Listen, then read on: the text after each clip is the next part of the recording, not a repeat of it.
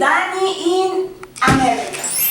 Today we have a special guest, the monster that was created by Victor Frankenstein. Let's give him a very big applause. Hello, Danny. Hello, monster. How are you? I'm very good. That's a nice car you have in there. Thank you. Oh, it's nice. Very nice. Have a seat. Oh, thank you.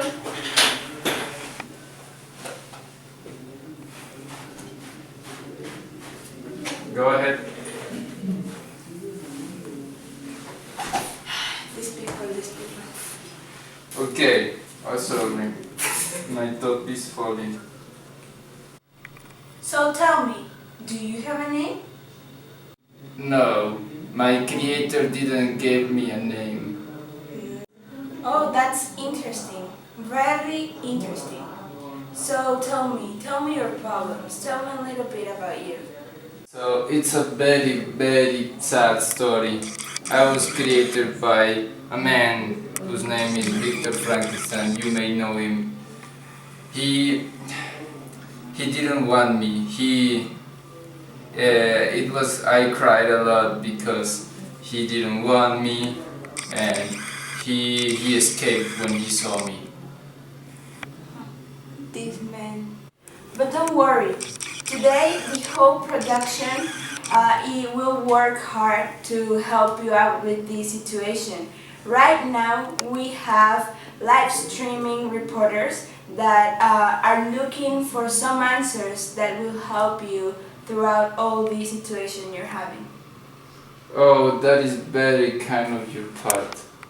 Okay, so Let's go. let's go see him. Okay, so our first news hound is Ricky. He is in Germany. He is looking for Nietzsche. He will look for him so that he can give you a little advice. Let's go with you, Ricky. So we're here trying to look for Nietzsche in the wilds. Be cautious because he's hostile. Come on, let's go. So here we have it. Please carefully approach.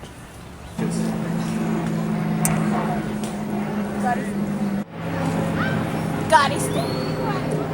Hi guys. What do you want? Hi Nietzsche. Do you have time to tell us about your knowledge and your wisdom? Yes. Sit here. So here we are with Nietzsche. Nietzsche, can you tell us a little bit about Frankenstein? Who's Frankenstein? Well, Frankenstein is a creation of Victor Frankenstein. He was a very lonely guy, and he looked for outside sources for meaning and purpose of his life. He blamed his creator. What can you say about that? I once had a love. I used to call her Fatty, and I call her Amor Fati. She gave me the reasons to leave. She gave me the reasons to live happily, because you have to live your life in order to find happiness and love. You can't go and try to go and pursue someone. It's not how it works. You just have to follow Amor Fati, just like I do. So based in that, Nietzsche, what kind of advices can you give to the creature, the monster that Victor Frankenstein created? No. He's not a monster. You give him that concept of monster. He has to follow and try to be the Übermensch, because he gives his own standards and he establishes his own limits. So he has to try and go and reach the Übermensch, because humans are the bridge between animals and the Übermensch. And he has to fight for that concept. He's not a monster. He's just like us, a human. And he needs to fight and try to be the Übermensch.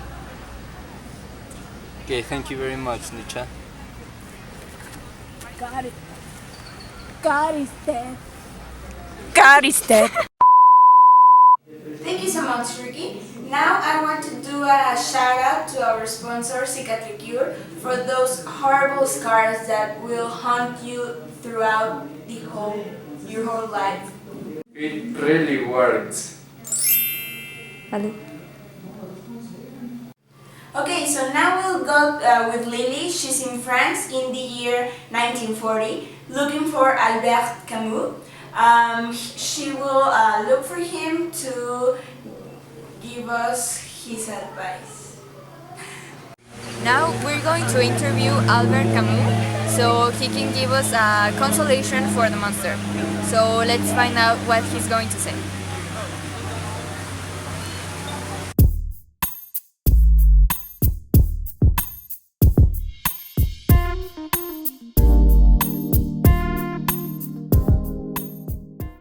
Hello. Hi, Mr. Camus. We want to ask you some questions about, so you can give us your wisdom to consolate a person or a creature. Who are you talking about? Frankenstein. Oh, Frankenstein.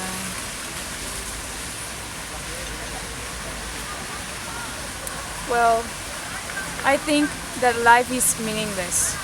You shouldn't worry if you're beautiful or not. You just have to embrace meaninglessness. Life is meaningless, life is not. Life is meaningless, life is not.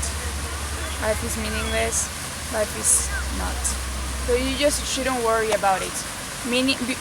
Apparent meanings are just in your mind. Beauty, intelligence, that's just in your mind. So you just should worry and embrace life and you just enjoy it. You should enjoy it. But if society gives us standards, like Frankenstein thinks that beauty it's like it has a standard, what do you think about that? Well, I think that you should give sense to your life because society gives the meanings of beauty and intelligence and all those stuff. So you just should build your own standards and follow them because you will never make everyone happy. You should make your own standards so you can enjoy life. Thank you, Mr. Camus. You're welcome, lady. Okay, so and how are you feeling with these two philosophers? What do you think? What does this experience is to you? Well, listening to these philosophers so far have gave me hope that I lost so far, and it's really consoling. And I appreciate every word that they have said because this is. Okay, so here time is really expensive, so let's continue with our next thinker. Okay. Okay, so now let's go back with Ricky. He is in Denmark in 1840, who is looking for Kierkegaard so he can answer us a little bit more of the situation. We're here live streaming from Denmark, trying to find Søren Kierkegaard. Let's go. Hi Søren, how are you doing?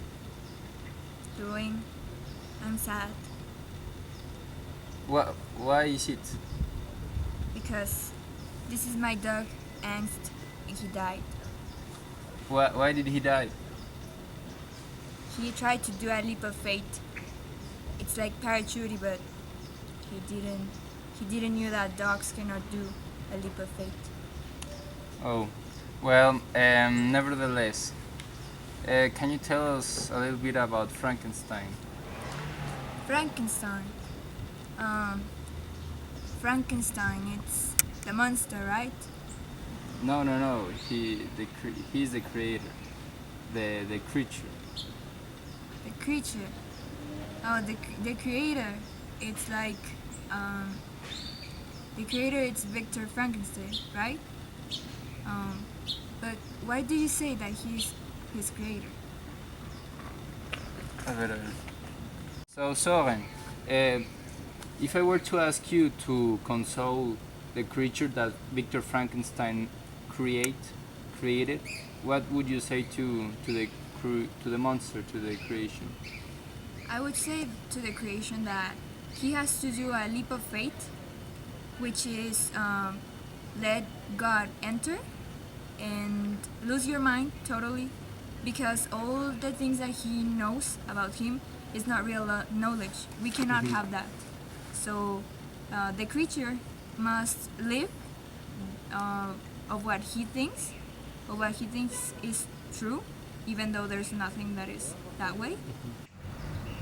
So what the creature has is a certain thing that is called angst, which means anguish, and it comes from the German word of fear. So he has that anguish, that angst, because he tries to find a certain purpose for his life, and he cannot do that. He just has to do a leap of faith, like I already said, and let God win and lose your mind totally. Lose your mind. That's my advice to Frankenstein.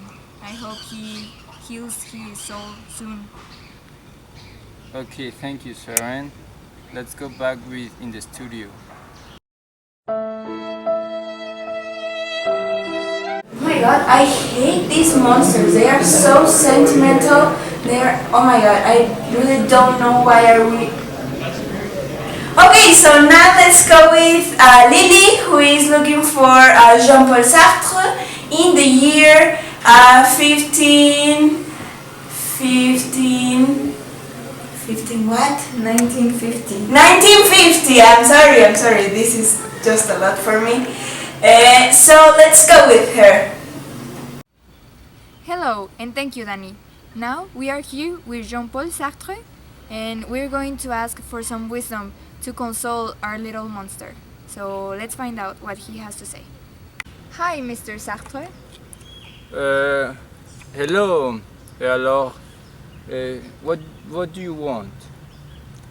What I want is to find some advice for a creature that Victor Frankenstein created. So you should give us some advice for him to be better, to find purpose for his life. I understand. Oui, alors, Frankenstein, he must, first, he needs to realize that he is radically free. So that means that he shall do whatever he pleases. Another thing he needs to do is to stop blaming his creator all his misery. He's that actually call him bad faith, and that he must stop doing it.